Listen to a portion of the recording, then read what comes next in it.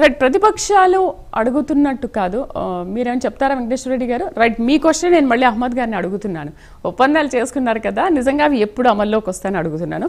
సరే, మీరు మాట్లాడండి, తర్వాత మాట్లాడదాం. చెప్పండి, మీరేమైనా క్వశ్చన్ చేయాలనుకుంటున్నారా వాళ్ళని?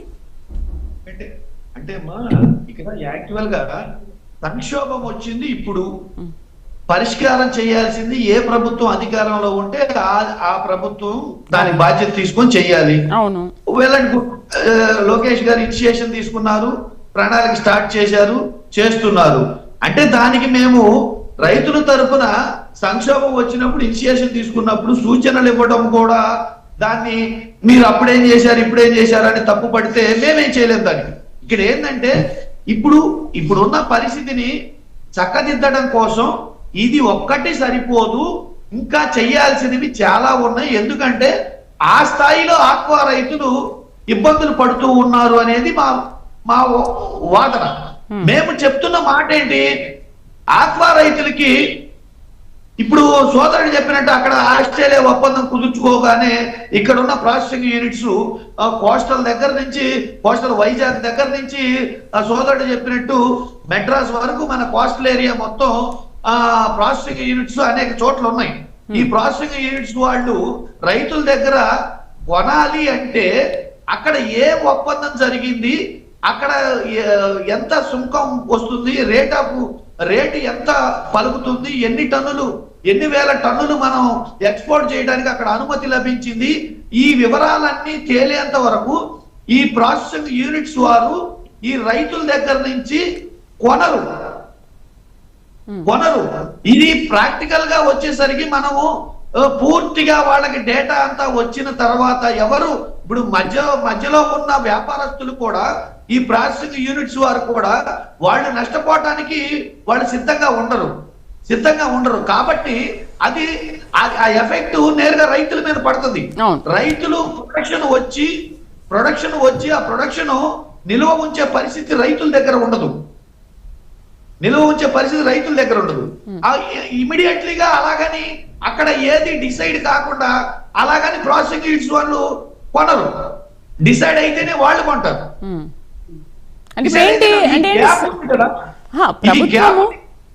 ప్రభుత్వం సమస్య వచ్చినప్పుడు మాత్రమే దాన్ని పరిష్కరిస్తుంది, కానీ ముందు నుంచి దానికి తగిన చర్యలు తీసుకోవట్లేదు అని అంటారా?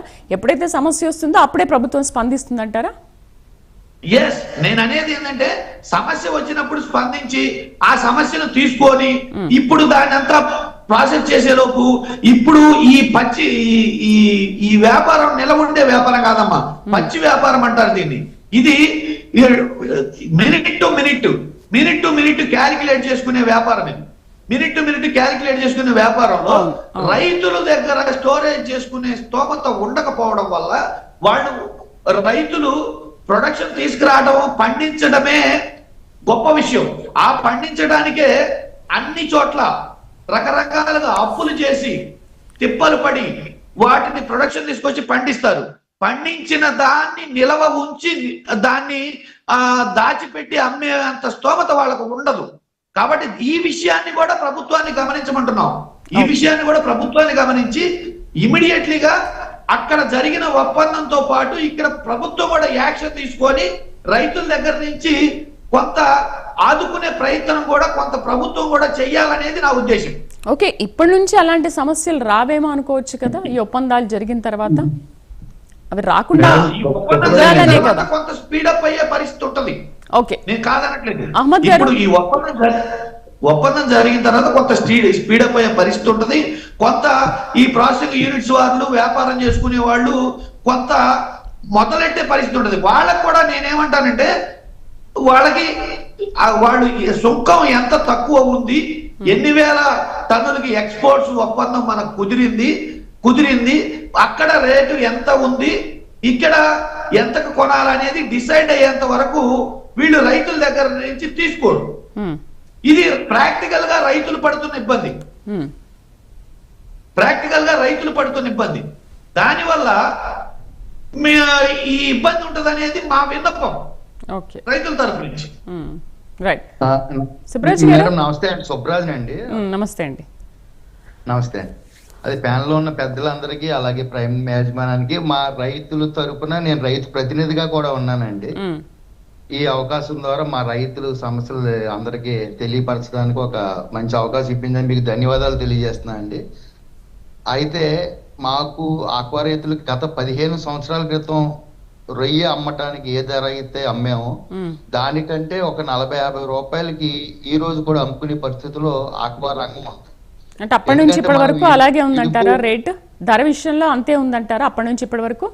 అప్పటి నుంచి ఇప్పుడు వరకు ఇంకా తక్కువగానే ఉందండి. 30-40 రూపాయలు ఇంకా తక్కువగానే ఉందండి. ఉమ్, ఒక 15 సంవత్సరాల క్రితం మేము ఏ ధరలకైతే రొయ్యను అమ్ముకున్నామో ఈ రోజు ఆ ధరలతో కంపేర్ చేసుకుంటే ఇంకా 30-40 రూపాయలు కనిష్ట స్థాయిలోనే మేము అమ్మటం జరుగుతుంది. ఉమ్, దీంతో పోల్చుకుంటే మేత ధరలు అప్పటికి ఇప్పటికి సుమారు ఒక కిలోకి 50 రూపాయలు, 40-50 రూపాయలు పెరిగిపోవడం పెరిగింది. కూడా ఉమ్, మాకు ఈ ఆక్వా రంగం బాగా సంక్షోభంలో ఉన్న మాట అయితే వాస్తవం. మాకు ఎప్పటికప్పుడు సంస్థలు ఇప్పుడు ట్రంప్ వైరస్ ఏదైతే వచ్చిందో ఈ ప్రభుత్వంలో, గత ప్రభుత్వంలో కూడా కోవిడ్ వైరస్ లోని మేము గత 10 సంవత్సరాల నుంచి అయితే మేము కొట్టుమిట్టాడటం అనేది జరుగుతుందండి. ఉమ్, ఈ రోజు లోకేష్ గారు ఆస్ట్రేలియా గారితో మన ట్రంప్ ఇబ్బందులు, అమెరికా సొంకాల నేపథ్యంలో ప్రతి అవకాశాన్ని తీసుకొచ్చినట్టు మేము రైతుల తరఫున ఆయన ధన్యవాదాలు తెలియజేస్తున్నాం. అయితే ఇందులో అందరూ గుర్తించాల్సిన విషయం ఏంటంటే ఆస్ట్రేలియా జనాభా కేవలం 2,60,00,000 మంది.